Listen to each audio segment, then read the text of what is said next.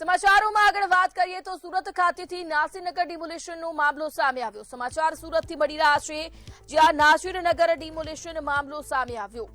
કથિત ડિમોલિશનની ઘટનાને આજે 16 દિવસ પૂર્ણ થયા, ત્યારે 16 દિવસ બાદ પણ અસરગ્રસ્તો હજી વલખા મારી રહ્યા છે। ઘટનાને આજે 16 દિવસ પૂરા થયા છે। તંત્ર તપાસની આડમાં સમય પસાર કરતાનો આક્ષેપ લગાવવામાં આવ્યો। સેન્ટ્રલ ઝોનની તપાસ કમિટી આવતીકાલે રિપોર્ટ રજૂ કરશે। સમગ્ર ઘટનાને આજે 16 દિવસ પૂર્ણ થયા છે। મનપા કમિશનર સમક્ષ પોતાનો રિપોર્ટ રજૂ કરશે। રિપોર્ટના આધારે આગળની કાર્યવાહી પણ હવે નક્કી થશે। તો વધુ વિગતો સાથે સંવાદદાતા દીપક રાય લાઈવ જોડાઈ ગયા છે। જે દીપક, ડિમોલેશનની સમગ્ર ઘટનાને 16 દિવસ સમાપ્ત થયા છે, તંત્ર તપાસની આડમાં સમય પસાર કરતો હોય તેવા પણ આક્ષેપો થઈ રહ્યા છે। શું કહેશો સમગ્ર મામલે? સુરત શહેરમાં જે 2429 મેન રોડ ડિમોલેશન કરવામાં આવશે, ખાસ કરીને વાત કરી એ જગ્યા પર ઉપસ્થિત છે।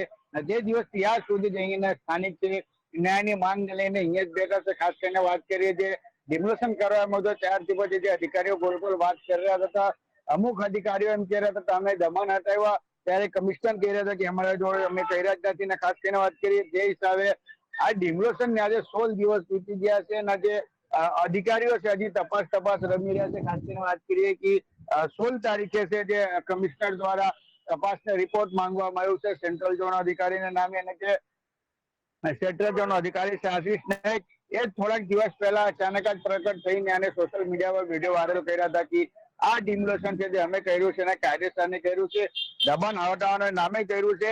પણ એ દિવસે સાંજે સુરત મહાનગરપાલિકા કમિશનર એમ નાગરાજને કીધું હતું કે અમે આ ડિમોલેશન કર્યું નથી। એ જ લઈને જે સુરત શહેરમાં જે અલગ અલગ વાત ચાલી રહી છે, જે ભૂતિયા ડિમોલેશન હતી, જે કથિત ડિમોલેશન કહેવામાં આવતું હતું, એને આજે 16 દિવસ પૂરા થઈ ગયા છે પણ હજી સુધી આમાં કોઈની કાલ આવ્યા નથી।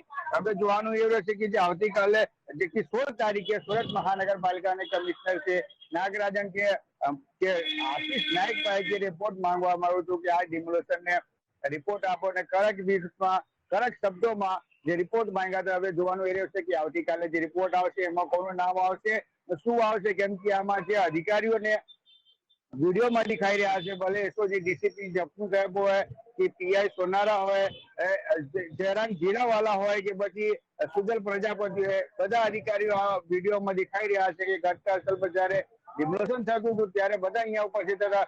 તો હજી તપાસમાં આજે 16 દિવસ થઈ ગયા, હજી સુધી તપાસ ચાલે છે। હવે તપાસમાં કાલે શું નીકળીને આવશે એ મહત્વપૂર્ણ જોવાની જરૂર રહેશે। જી, સમગ્ર માહિતી બદલ આપનો આભાર।